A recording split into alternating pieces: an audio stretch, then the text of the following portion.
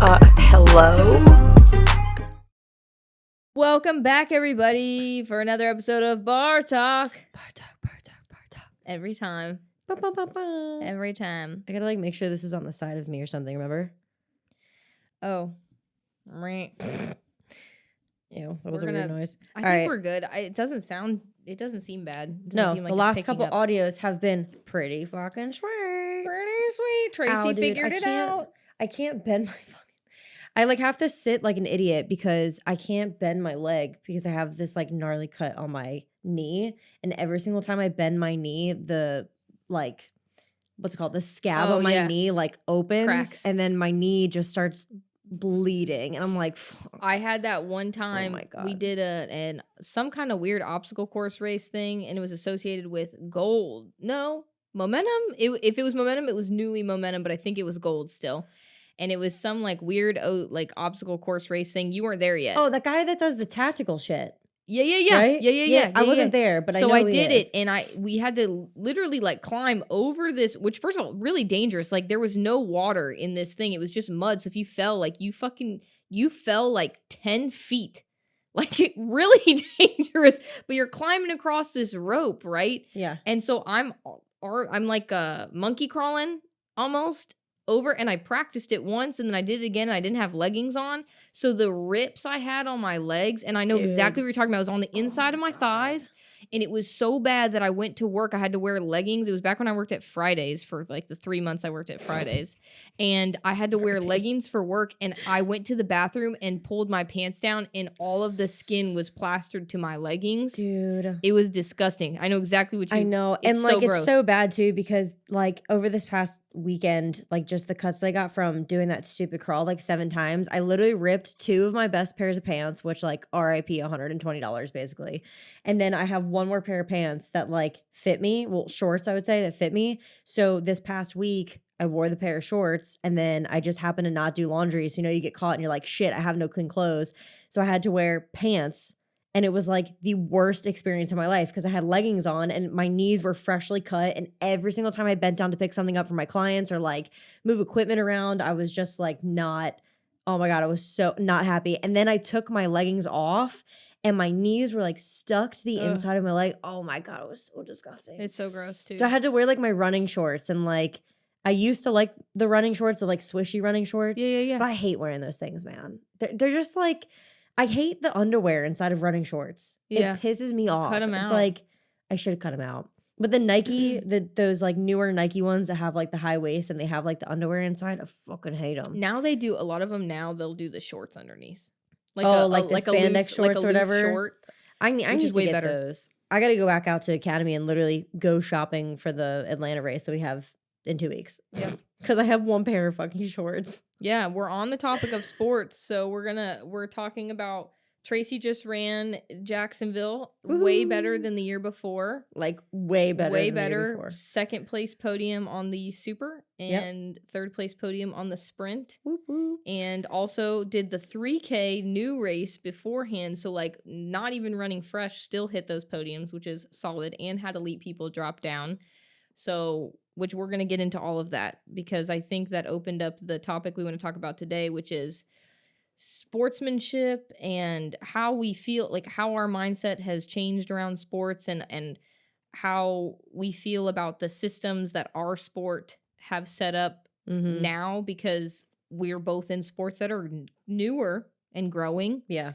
They're rising and falling. Also want to shout out my people real quick, though, for the podium spots, because I made podium, which means that, I'm in we're in the age group, national series. So I took 3rd. Lana took 2nd. Yep. And Rich and Barry are in top 10. So it's a good start to our flocker season. So shout out to my people. Congrats, everybody. Yeah. No, it's so weird. Your sport and what I do, even though it's been around, they've been around for a while, but I think that the coverage is newer, and it's this weird rise and fall of especially OCR, and I see it from all different angles because I'm a DECA affiliate and I talk to people, and I have a bunch of friends that have been in OCR for a while, and I also have watched it when I was in college when it was at its highest, and now it's in this weird place where age groupers are taking over, and I just think it's I don't know. And like I said to you earlier, like when I was in college and in high school, the way that sportsmanship was back then is so not like it is now. You know what I mean? Like Yeah. in reference to like how nice you were to the people that you were up against and how like not everybody got an award type of deal. So you were like really gunning for those like first, second, and third spots. And nowadays it's so much different because you do talk to all your people. And even though everybody wants to like, you know, crush everybody in whatever sport you're doing, we're all so tight knit. You know what I mean? Like I know all the people that I run with almost. Yeah. You It's know? the same with my sport. It's very jiu-jitsu. We always say it's like it's really big, but it's really small. Like it's just everybody kind of knows everybody, and it's just it's a big sport. It's a growing sport, but it's not super big yet. Yeah. And so one, I feel like the system is still set up for people to abuse. And we can get into that later. And secondly, it is weird because it feels almost like family rivalry in some cases, especially with the higher belts because they've just been around for so long. They've been competing for so long. And I think even more so in some of the, like, it gets even more nitty gritty in some of the, like, masters versus adult divisions. Yeah. Which is, like, masters will drop down to adult because they want to win some title and they feel more like, oh, I want to compete in the adult division because I want to have a cooler title. But at the same time, it's like, but then there's like, okay, well, if you're in the master's division, you're older, but also if you're in the master's division, you could be like a second or third degree black belt and fighting somebody who's been a black belt for 6 months. And so there's so much to unpack, I think, in each of our sports. But I want to start maybe by talking about like, where do you see, and we'll talk about both of our sports, where do you see the holes in your sport? And then also, we'll start with the holes. Where do you see the holes in your sport? And then I want to go into like how your mindset has changed as an athlete then versus now. Oh, okay. And we can go into that as like a part 2 topic. But I want you to talk about first, like, where do you see the holes in your sport? Where do you see people are abusing it? And what do you think people can do to fix it? Yeah, totally. So like, I would say that especially now, like the coverage. Okay, let me start by saying this. The coverage when I was first watching like Spartan races or like Savage or any of that has always been on the elite. Like there is no media coverage for open racers, age groupers, unless you go to like a bigger race where they just generally run races with the top seeds, like a marathon or, I mean, Savage does do this. They basically let everybody go out and then it's top 1, 2, and 3, and then they go through the age groups. Whereas like Spartan, they separate you entirely. So elites run, age groupers run, and then open runs. So when I first like started watching it, all eyes were on elites basically in all the mud runs and stuff. And that's because, you know, that's their lives. You know, they are the elite racers. There's a lot of money on the table, and they were getting the coverage that they needed to be able to kind of, you know, survive in the sport. And over the course of a couple of years, especially after COVID, which is like something that I think I understand a little bit more than a lot of people that use this as their livelihood just because I have another job. But after COVID, they basically shift to giving more recognition to the age groupers because the age groupers and the open waves are the people that literally run this company. Pay them the most. Well, we know we pay them. You're right. To That's run. what I'm saying. Right. Okay. You pay the most. Yeah. Right. I might have said that backwards, but I get exactly But I get what you mean. Like the age groupers and the open people are the majority of the people running these races, which is how they make their money. Right. And so because of that, they started doing, you know, age group national series, and they started doing a bunch of coverage on age group with Spartan, DECA, and all different sports. And like it hurts the elites a little bit because especially after COVID, they didn't have money to pay their people back, and they didn't have money to like have good podium cards as far as like what you get paid per race. And then the coverage went down, and then the amount of workers went down, the amount of photographers and videographers and all of that stuff went down. And so where the weird gray area is the people that were elites now are dropping down because they don't see the right to run elite without getting paid. Right. And so they're kind of like dropping down to age groupers to get the recognition and have that same sort of title without being elite. know? Okay. Yeah. Which is like kind of weird. And like, that's what I was talking to you. It almost, they, like, Spartan, without realizing, devalued the elite category. Yeah. Like totally. And it's such a hard topic because like I'm not an elite racer, but like I see it happening because I'm an age group racer and I'm a top age group racer, right? So like I see that weird gray area where a lot of age groupers, right, win their age group for years.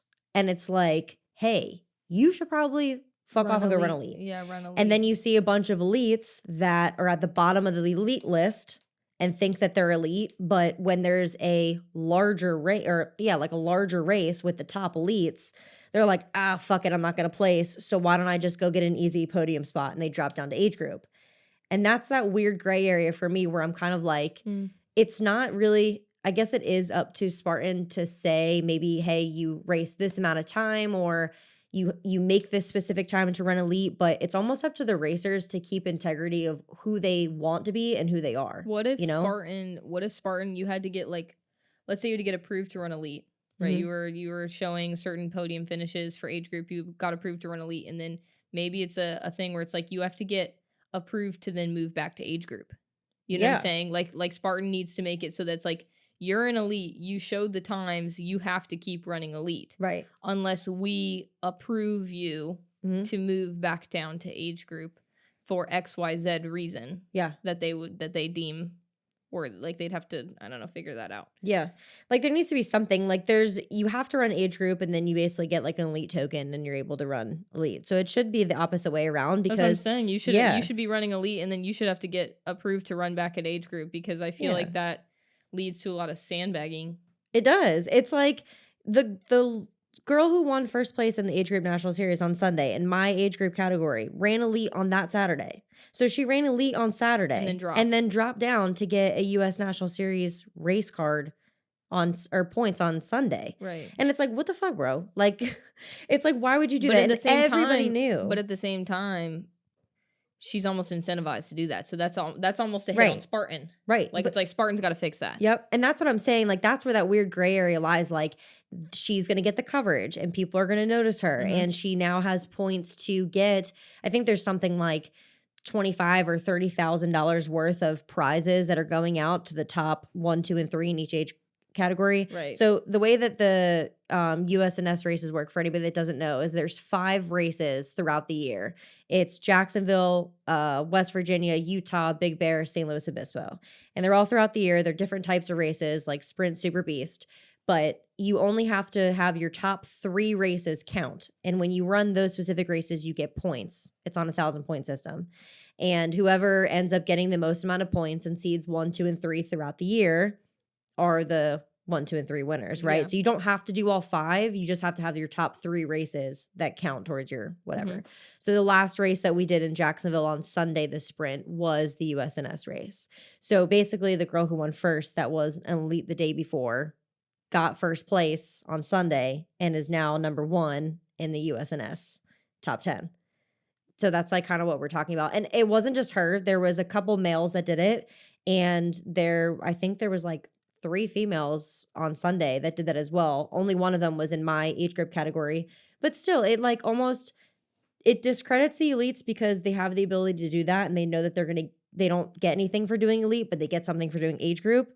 And then it also discredits age groupers because they kind of feel like shit because you're like, yo, like what the, like a lot of people that were under me, it like changes their mindset around because they see elite racers running with them and they think like, you know, they're weekend warriors. They have real jobs and they have to like almost push harder to be able to make that podium. Like I suck. And you see somebody dropping down and it kind of like, I don't know, it kind of makes you feel like shit a little bit, you know? But, well, there's 2 things. One, it's like, again, based on the way that the Spartan structure is, I would say from an athlete perspective, made the smart decision.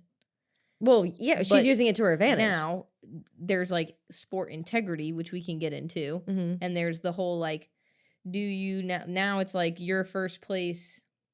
That's when it's like your 3rd place podium means more than her first place podium that Sunday. Right. It's like that 3rd place win is a hell of a lot more valuable to you as an athlete, to me as a coach. Like that's like, this is a fucking win. Mm-hmm. Whereas hers, if like I were her coach, I would have been like, all right, whatever, moving on. Yeah. Like move on to the next race. That shit didn't matter. Like moving on. So I think that in terms of like trying to get points for the series races, she made a smart decision. Right. I think that Spartan needs to change their system.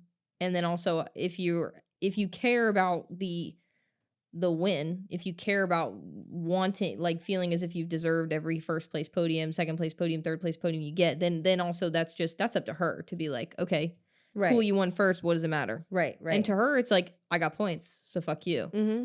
And fair enough. Yeah, totally. And it also brings up the discussion, like, I mean, we've had this and we go back and forth about it all the time, but I've talked to so many racers like at the race and also just, on social media and people that I know of like, okay, so what is the point in time that like age groupers that podium are now elite athletes? Like now the line in the sand is so gray because it's like, for me, the reason why I wouldn't is one, I do not feel like I'm at that playing field as far as running goes at all. And Abigail thinks otherwise. And I just don't think so. I think if I have people to chase, then what the fuck am I doing out there running an elite race? It doesn't make any sense. I think if you have people to chase, you're going to run harder. Yeah, sure. Like I need to stop being lazy in what I'm doing and podium first place multiple times and get better in my running to be able to do that. Because if I was the type of person personally to go and run an elite race, I would want to stay there. I would not be the type of person to be an elite athlete that drops down and sandbags on age groupers just to get an easy podium spot.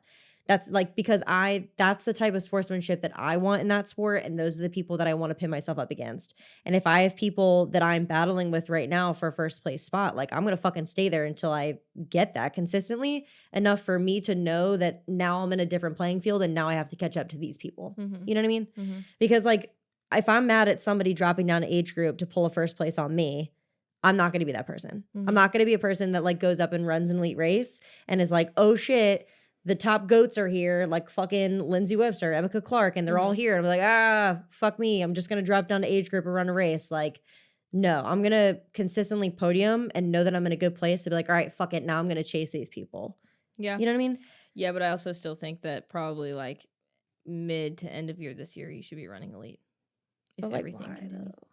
Because you're like, I'm good not, at what though. you like, do. I'm gonna seriously Abigail's gonna have my head. Abigail's gonna have my fucking head. Sandbagging. I mean, the sandbagging thing applies to jiu-jitsu. Totally. Because jiu-jitsu, it's like, and I mentioned this, I think, in a podcast a little bit ago. It's like they could be, I'm going against girls, it's like they could be a blue belt for 8 months like me, or they could have been a blue belt for 4 years and they're almost about to get a purple belt. And it's like sometimes like there are girls that are like, I just need to compete at pans because I want to get promoted to purple and my coach isn't going to promote me until I fucking compete at pans. And they've been a blue belt for like 4 or 5 years. Yeah. And they're just like, they've just been fucking off and then they're rolling and whatever. And they're like, I'm just gonna compete at pans. I gotta just win this so that I can get promoted to purple. Yeah, and they're going against blue belts that have had one for like a month. Right. So it's integrity of sport, and that's where it's like, I don't know what girls I'm going against at pans, but I had to have like a conversation with myself where it's like, I don't fucking care. I don't fucking care where you trained. I don't fucking care how long you've been a blue belt for. I don't care, because guess what? I'm gonna try to kick your ass anyways. Yeah. Jiu-jitsu is jiu-jitsu. It doesn't matter where you learn it. Like, it's your responsibility as a jiu-jitsu athlete to like learn the sport and learn it to the best of your ability and go out there and fucking fight and grapple with these girls and put on, something spectacular and win. And for me, it's like, if there happens to be a scenario where it's like, it's some bitch that's like been competing for years and she just wants to get promoted to purple and she gets first, it's like, you take that first, because like my second matters way more than your first. Yeah, well, absolutely. And that's where you have to just kind of justify with yourself. It's like, in that scenario, like that's why it's like, I'm more proud of your third place podium than I would have been her first place podium. Yeah. Because of the scenario that occurred. Yeah. Like because of the way that the things were structured. And jiu-jitsu is the same way. It's like, there's got to be some kind of rule set where it's like, if you've been a blue belt for so long, like a certain period of time, it's like IBJJF needs to just cut you from competing. I was just about to say, like, because jiu-jitsu is weird because it's almost like your school is the one that promotes you. Yeah, it's subjective. It's subjective. So it's like, what is the deserving factor of getting promoted? Yeah, in fact, there's the opposite. None. Like there used to be like rules where you had to compete at blue belt or at certain belts for a certain period of time. And it was really annoying. Like Andrew Wiltsey went through this when he was competing. He won worlds at blue belt and he was a purple belt. He needed to get promoted and he had been a blue belt for only, a year. But he fucking trained every day all the time, like lived, eat, sleep, breathe jiu-jitsu. And so it's like, yeah, you can get promoted to purple belt in a year. Realistically, he won worlds and IBJJF was like, you have to be blue belt for 2 years. And he literally contacted them and was like, dude, I will be sandbagging. Like, I want to get promoted to purple so that I can compete. Like, I'm not giving these other guys a chance to win worlds at blue. Like, they deserve a shot too. Right. And it wasn't even an egotistical thing. It's like, dude, I've won worlds. I will win it again. I'm only getting better, you know? Yeah, totally. And so he was frustrated because he's like, now I feel like I can't compete because it's like I need to keep my competition proficiency up, but at the same time, like I don't want to go out there and take a world title from somebody else that also deserves it. Right. Well, that's what I was gonna say too, is like, and that's the whole thing with like sportsmanship and integrity. Like he has that mindset where he knows that he's going to be taking something away from somebody else. So he doesn't just want the easy way out or the easy way win, which I think is good sportsmanship. And there's people like in my sport, like I said, there's one of the guys that runs, I think he's like in the 20 to 20, I could be wrong, but I think he's like in my age group or younger, and he's literally won first place for years in his age group. And it's like, go to elite. Like give the people that have been running against your ass for those amount of years a chance for them to also make the podium spot, because yes, they're still chasing you and they're good enough to get a podium spot, but you deserve to be running at a higher standard now. Yeah, it's like, also, don't you want your wins to matter more? To me, it's like, I don't get that. And that's why for IBJJF, they did change that. So like they reverse, it's like the minimum amount of time, but also like I almost feel that they should now have a maximum amount of time. Where it's like, man, if you've been competing and you've been a blue belt for freaking 6 years, this is just whatever belt. I mean, I'm saying blue because I am a blue belt, but you've been a blue belt for 6 years. Come on. Yeah. You're going to go like, especially if you've still been training regularly, you're not a hobbyist, like you've actually been training for 6 years. First of all, like, fuck you to your coach, right? Who's not promoting you. And second of all, like, fuck you to you. Like, why are you signing up for this? Because it's like, you're going to go and you're going to be bored. Like, you're not even going to, like, are you really even going to have fun? That's what I was saying about the whole, like, elite drop-down thing for me is, like, if you put yourself in a position where you were going against purple belts, would you be like, oh, you know what? Today I just feel like competing with blue belts because they just seem like a good group of people to compete against. It's like, no, you got promoted. You are now a purple belt. So you're going to compete with those people, whether you get fucking shit on or not. It's like because now you're catching up to the next standard. Yeah, it's like me to being like, I'm gonna go compete. That's like in Nogi, if I was like signed up instead of intermediate, I signed up for the beginner division. Yeah, right. Why? That's not even fun. Right. Like, what is the point? Like, do you have fun just saying that you pulled first? Like, what is even deserving about that? Like, going up there and holding the medal and the plaque and being like, yeah, I got first and I'm on the USNS, or like, yeah, I got first at PANS. It's like, for what? Yeah. Like, literally for what? Yeah. You know? And it also was crazy too, because like, I've never even talked to this person who got first ever in my life, but the lady that got second over me on Sunday, and the girl who got third place on Sunday, like I know those people now. And it's like that weird, like we all knew what was going on. Nobody was going to say anything. Everybody on social media is obviously talking shit because that's just what people do because they don't want to say anything in person. So everybody's talking shit on social media, but like we all connected and I know them, and it's like I want them to do well. You know, just like, of course, I want the girl who won first to do well, but it's like her place is to be running against elite. And if she gets shit on, it means that she's held to that standard. Just like if age groupers get shit on, they're not making podiums too. Right. You know what I mean? Yeah. So I don't know. It's a really weird That's also how I feel with Masters. It's just interesting because people will compete in Masters, and I totally understand why they do. Like, you get to a certain age, and it's like, okay, like, I'm not going to roll against these 19-year-olds like I'm 40. Like, you know, fuck this.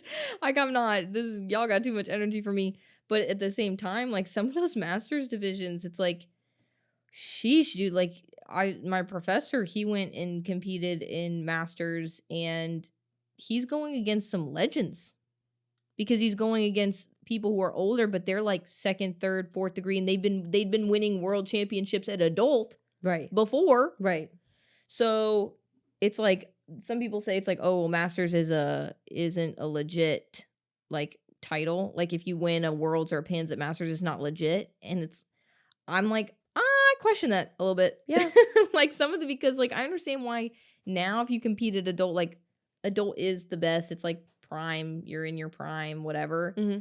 But some of those masters competitors, it's like not only have they done really fucking cool things, but like they're still doing cool shit. Oh yeah, competing. fuck yeah. Oh yeah, and that's like the Masters division too, in like other sports. Like I said, they do this in Savage. They do this in just like any. I'm pretty sure they do it in Ironman. I know they do it in marathons and stuff like that. But everybody runs, and you run out. And if you're like in the competitive waves, you do top 1, 2, 3, and then you go through and follow through the age groups. Mm-hmm. And it's kind of like that mitigates the gray area, I guess it would be called, because if you don't know whether to move up or if you don't know whether to stay back, it kind of like separates you, and then you could do a separate class for masters over a certain age. You know what I'm saying? And I think that like every sport has their own, you know, different way of running things, because I guess they see it's easier. And for me, just because I work with like Yancey through DECA and stuff, and they're doing the exact same thing where you have to have a certain time to make elite and yada yada whatever, I see it because it almost makes it easier to control the people. Mm-hmm. But at the same time, it like is and it isn't up to them to separate the people. Because like we said earlier, like it is sportsmanship and it is your right to be moved up or moved down. Like for me, I could race elite tomorrow if I wanted to, but I'm choosing not to do that. And for them, they have the right to step down if they want, or they have the right to go to elite. So it's kind of up to the people, you know? So I don't know. It's kind of fucked up. Yeah, so it's a little fucked up. But also to me, it's like, bring it on, bro. Yeah. Part of me is just like, I don't fucking care, because I'm competing against 125ers, and I've been lifting since I was 14, and it's like, I'm either gonna kick your fucking ass, or you're not gonna feel too good after I lose, bro. Like, and that's just my mindset. Is it's like I know I'm gonna be anxious as shit, and it's gonna make me nervous or whatever. But at the same time, I'll be like, damn, I want to get my hands on this bitch and fuck her up. And I don't roll nice. Like, you can ask the guys at the school. Oh, like, I'm sure, dude. I fucking jockstrap. I'll fucking jockstrap your ass. Like, I don't fucking care. Like, if I'm sitting there and trying to get close guard, and your chin happens to be in the way of my knee, whoops. Sucks, bro. Sorry. Should have moved, like, you know.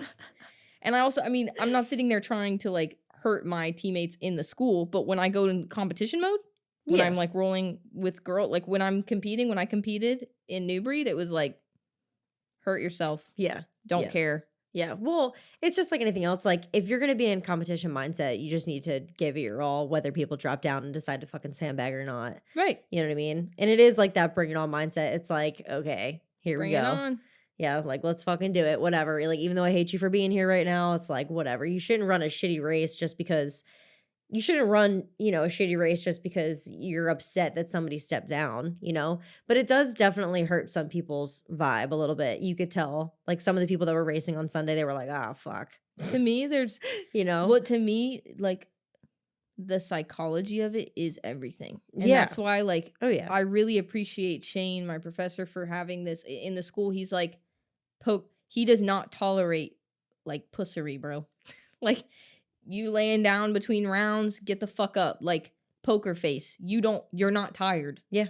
Don't care if you're tired. You're not tired. You're hurting. Don't care. Don't ever tell anybody you're hurting. Mm-hmm. Doesn't matter. And like, that will not only make you better when you're rolling, because you'll start to believe in your own poker face, but also it will fuck with the people you're rolling with. Yeah. Because you'll watch them break. Like, I'll feel them break when I'm rolling with them, and I'm like, you're mine. Dude. Yeah. Like, you're mine. And so there's the reverse of that. Like, it's almost like if you started giving that elite girl a little bit of a run for her money, it's like, I'm fucking with your head right now, she'd be bitch. sweating. You know what I'm saying? Yeah. And so when it gets to, like, beforehand, man, we're rolling, we're chilling, whatever, we're training. Nice, no problem. But the second competition mode hits, dude, I'm like fucking not messing around. You know, I meant to ask you that before we started this podcast. We were talking about a little bit of like anxiety, because you're having some anxiety of these these competitions coming up, and Abigail's like hitting her hard, which like I meant to ask you if you have, I know you have like race anxiety in terms of like performance anxiety. Yes, bad. But how are you like right when you're in it? Like when you're standing there, like how, because see, for me, For me, it's changed so much just because like I've been competing for a while. Yeah. So like how I am now versus where I was years ago is so drastically Right. different. But I was like wondering how you were because you're having Would you anxiety say- right now and our comp's in like 2 weeks. Would you say your anxiety's gotten worse? Mm-mm. It's gotten better since you've started running. Oh, I used to shit my pants literally like But also- minutes before I would compete. But also, how would you say it's different from you being in track? Because you didn't seem to give too much of a fuck during college, and it's like now you really give a fuck about this sport. Yeah. Okay. So like when I was in high school and I was actually like at my best, you know, like pole vaulting wise, I would say, like best performance wise, I was my best in high school for sure. Like I was shit in the bed. Like, Right, really like the anxious. week of, I was so anxious. And you Yeah. know, like in high school, you have meets every week. So it's like I was so anxious the whole All the freaking time. season. My Yeah. gut was like a mess. Literally right before I was about to jump, I would have to go to the bathroom Yeah. like instantly. They would be waiting on me. Yeah. Okay. They would be like calling time and be Yeah. like, hey, where's she at? I'd be in the bathroom. Yeah. When I was in college, the first couple years I was like that. My last year of college, I was so checked out. Didn't care. Literally, I was just showing up to have a good time. Right. And my last year of college, I was like, whatever. Now I give a lot of fucks about this sport and I Right. care about how I'm doing. But just because I've been in that race scenario before, like where you're standing there with a lot of people and like, you know, your heart rate's already beating while you're standing on the line.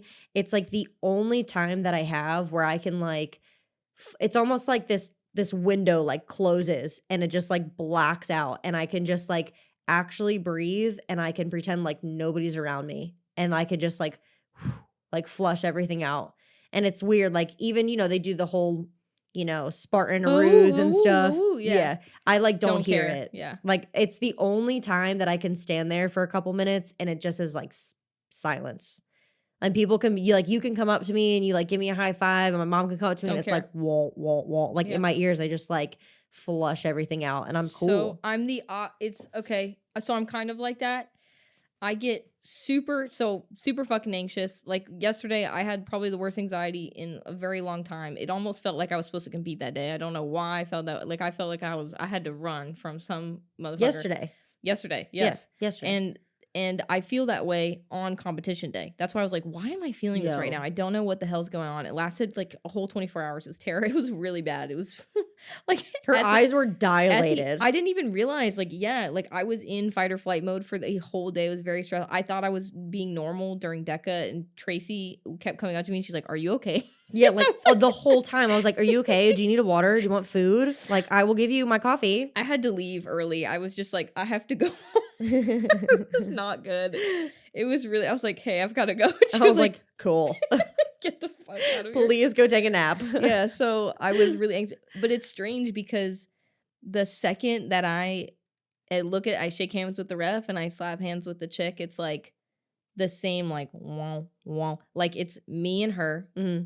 And then I can maybe hear my coach and, you know, a couple of my higher belt teammates. Yeah. And it's like, I don't hear anybody else. I don't hear the other person's coach. I don't hear anything. I get like, like really different human. Like when I go like really, not that I see red.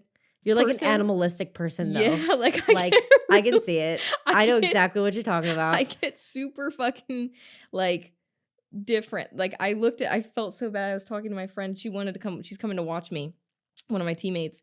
And I was like, I'm just going to warn you, like, I'm not going to be the same person.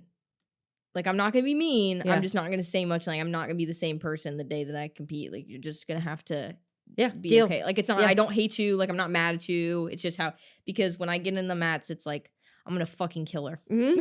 Like, I'm going to fucking kill her. I could totally see that. I could totally fucking see that. And then afterwards, I'm like, thank you so much for the role. So sorry. Yeah. So sorry. Thank you. Great time. Whoever kicks whose ass, it's like, thank you. Appreciate y'all. Respect. See you in a little bit. Peace, Bye. love. I want to train with you later. Which is Let's so get funny. sushi. Yeah, I'm like, she's like, you broke my fucking elbow. I don't. That wasn't me. That's so funny. Like I was like that when I first like started competing in track and stuff. But like, I don't know. I guess maybe it's just because I've been in that position before. It's like I am giving my all, but like Rich Yo, Rich, one of the people that I coach on the Flocker squad, was making fun of me the other day because I think it was on Sunday. There was a lot of people that raced. Okay, on Sunday there was a lot of people that raced that didn't race Friday and Saturday because they were smart and they were like, "We're gonna give it our all on Sunday." And me, Barry, and Alana were like, "Nah, fuck y'all. We're gonna run 2 days and then we're gonna try our best around Sunday." So a couple of the people that I saw on Sunday, I didn't see on Saturday. So Rich comes out and, he's like right in front of me. He's not too far off. Like we kind of like started together and then, he pushed past me after a couple miles, but he was like in front of me for a little bit. And there was these like 3 girls that were next to me that I knew that I didn't see on Saturday. And we're like, "Oh my God, what's up? Like, I didn't see you yesterday." And we're like hopping the walls and we're like, they're behind me and I'm talking to them. So I'm like screaming because they're behind me. And Rich literally turns around. He's like, "I can fucking hear you from all the way up here, bro. What are you doing?" I was just like, see, and that's where we're so different. That's where we're so different well, because this is awesome. this is where we're so different because I would just be like, I would be such a bitch on that course. Like, I would just be like, "You're stuck in the wire. Fuck you." Like, I know. "Stay stuck, bitch." Keep fucking crawling. Yeah. That's what I get. Keep crawling. And I'm like, and she's like, "Let me help you," like sacrificing her time for this, like, and I'm sitting there and I'm just like, I'm almost like, yeah, kick some dirt while eat shit. This podcast is sponsored by Clean Freaks, the all-natural, antibacterial, 100% biodegradable body wipe. I cannot tell you how many times these guys have saved my life. With them being individually wrapped, I could bring them anywhere, in my gym bag, on the trail, on the go, or even in my car. Check out cleanfreaks.com, spelled with a K, and use TRASH20 for 20% off. Back to what we were talking about, it is strange because I have utmost respect for a lot of the people I train with, like the girls that I train with, the guys that I train with. It's just like, wow, thank you for rolling with me. Like, I really appreciate it. Like, this is a huge learning opportunity for me. Yeah. And of course, I'm not trying to hurt the people that I'm in the school with. Like, I'm a firm believer. It's like, you break your toys, you can't play with them. Like, don't fuck with your training partners. Treat them safely. Yeah. But treat them with respect. Treat them with respect. They're doing the same thing as you. It's like, my teammates also are really nice and they know it's like when I comes around, competition season starts coming around, it's like I have to roll harder. They're totally cool with that. They're very, forgiving of those kinds of things. And then also like, yeah, when I get into competition mode, I'm just like, I have to almost make them my enemy. Otherwise, I don't think I will. I almost have to be like, "You like killed my mom. And I'm going to destroy you now." Yeah. Like, I almost have to do that in my mind. Yeah. So that I can compete in the way with the intensity that I know that I need to compete. And also, too, it's like, you have to believe you deserve to be there. Yeah. You have to. And that's something that it was crazy. Michael Chandler, this UFC fighter, was talking about this on a Rogan episode a long time ago. And I resonated with it so heavily. He was like, for so long, it was like I worked my fucking ass off and I knew that I was talented, but it was almost like my whole life I was taught to believe it's like I'm capable of, really cool things, but just like above average, like above average success. And he's like, no. And it was like he almost had to reject that and be like, fuck that.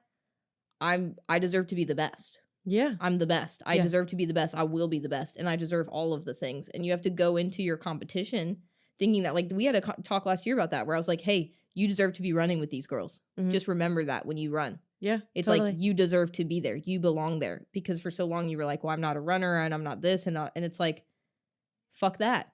Yeah. Well, everybody, no matter what sport you're in, you have a strong suit and you have something that you have to work on. And I think that it's one of those things where it is mind games. Like, competing in general is a lot of mind games. And there's so many people that I know that are not competitive people until they get that bug of, damn, I finished that race and I probably could have pushed harder. That's like where your mindset starts to play in, is like when you get to the point of exhaustion, or you're doing something that isn't your strong suit and you get nervous, or you're rolling with people that have had their blue belts for years longer than you. It's like, if you let that shit get to your head, you're not going to run your race. And like, at a certain degree, regardless if you're competing against people, it is you versus you no matter what you're doing. Yeah. Because you could not be rolling at your best. You could not be running at your best while you're out there. It doesn't really matter if you're competing against other people. So like, if you don't have that mindset of like, you deserve to be there and you are good at what you do and you've been training for it, it's kind of like you might as well just run a fun run, or you might as well just kind of roll and not compete. You know what I'm saying? But there's an irony to winning, because sometimes it's almost a jealousy of the feeling that the losers feel is so fucking motivating. Mhm. And it's like, you don't get that when you win. Yeah. You know, not as much. Like, you get it still. And of course, if you're a true athlete, you win and you're like, there are things I can still do better, and there are things I'm going to work on, back to the drawing board. Yeah. But it's like that feeling when you fucking lose, and it's just like, there is nothing more motivating than coming back from a loss, especially a bad one. Mm-hmm. Mm-hmm. Like, that's why I think you did so well at this race. One, you trained hard for it, but it was like, oh no, I had shit to do. Yeah. You're like, I have to get my vengeance on myself from last year at Jacksonville. That's literally all I thought about. I didn't even, like, this whole fucking weekend, I didn't even give a shit about me genuinely competing for podium spot. I was like, if I shit the bed and I have to walk off this and again take myself away from my team to like collect myself, I don't deserve to be doing whatever the fuck it is I'm doing. I gotta seriously reconsider what I'm doing. Yeah. Because I was like, that was such a bad experience for me, because I physically had to take myself away because I was pissed. Yeah. And I was like, I just didn't, not only did I not compete well, but just mentally, I was just tapped out. Right. You know what I'm saying? And the psychological, I'm serious, in sports is everything. Yeah. And that's why it's like, I almost study like the person I'm rolling with. Mm-hmm. Like, when I'm trying to roll with somebody, I'm like, I'm trying to get to know you in a very quick period of time. Because damn, the camera shut. We'll finish this episode up soon. The camera shut off again. Just keep talking. I'll do it. For me, I'm almost trying to like get to know my opponent, because it's like, I want to figure out exactly where your strengths and weaknesses are when you're rolling with me, because I need to take those things and exploit them. Otherwise, I don't think that you'll be is it coming back on? Yeah. It's so weird. Mm-hmm. But otherwise, I don't think you'll be as successful as a grappler or a competitor. It's like, you have to, the psychological component of training and competing is so huge. Yeah. And you can really, like, you got to use it to your advantage, not just for you to keep yourself strong, but also it's like, for me, because it's a one-on-one, like, I'm competing against somebody. It's like, I want to make you weak. Yeah. How do I take what you, you're getting uncomfortable in closed guard. Cool. I'm going to keep you here. You're not getting out of closed guard. Mm-hmm. You know, it's like, I can feel you're getting a little tired when I'm trying to pass. It's like, I'm not tired. I'm going harder. Yep. You know, like stuff like that. Yep. And then also at the same time to be like, I will never, ever, ever let them know I'm tired. Yeah. I will never fucking ever let them know I'm tired. Yep. Because I don't want them to do the same thing to me. Yeah, that's like when you run past people in a race, and, you know, like, the age group category is so, like, there's so much like emotion in it, and so everybody's like, oh my god, good job. Like, you know, you'll hop a wall with somebody and they're like, good job, girl, and I will never not respond, because if I'm running and I pass somebody and I'm like, hey, good job, and they're like, you know, I'm like, all right, I fucking got your ass. Like, I'll leave you in the dust. You know what I mean? And I'll use like that straightaway or that like 400-meter split between obstacles to just like blow by them and actually run, because I know that I have them. For you, sometimes the communication is almost like, this shit is cake. 100%. Like, if somebody comes up to me and let's say I do one of the events, like one of the girls that I was racing with on Saturday, I got the Olympus, she did it, and she had to do the penalty loop. But I'm a good obstacle person. She's a good runner. Mm-hmm. So by the time that I was at the next obstacle, she actually caught my ass because she ran the penalty loop and she came up to the next one. And she literally, like, after we did the next rig, which I forget what it was, but it was a rig, she came up to me while we were running and she was like, how did you hit that Olympus? And I was like, oh, it was easy. And I just like kept going and I just blew right fucking by her. And I was like 10 minutes in front of her because I knew that at that point it was like, if I didn't respond, and I was tired as shit, but if I didn't respond, she would have kept coming and she would have kept pulling me out because she was missing every single rig and she was a runner and that's my strong suit. So Tracy, fuck off, bro. Sorry. R.I.P. Again. But I'll close it with this. I think competition is good for everybody. 100%. And I think that it's something that people really don't take advantage of. Like, I think it's something that people that don't have the competitive mindset, that they get a little bit of a bug because they're out there and they're pushing themselves and they see what other people's times are. And there's a lot of people that are afraid to compete. But for me, it's like, you don't know that feeling of motivation until you lose. And you don't know that motivation of how other people will support you because they want you to compete with them, because they know what it feels like to better themselves by pushing themselves with other people around them. You know what I'm saying? Mm-hmm. And like that competitive mindset of putting yourself on like a start line and giving yourself a legitimate goal to hit rather than just running your own race is such a different headspace to be in. 100%. It puts you in a completely different category. The second I sign up for a tournament, my training gets more serious. Yeah, absolutely. You know? And everything that you do, like your training, your sleep, your eating, like gets more serious. It gets more serious, but it's also like crazy deserving and crazy rewarding. It's good to do hard things, be a good fucking sport, and if other people aren't a good sport, fuck them. Exactly. Beat their ass anyways. Exactly. And that's that.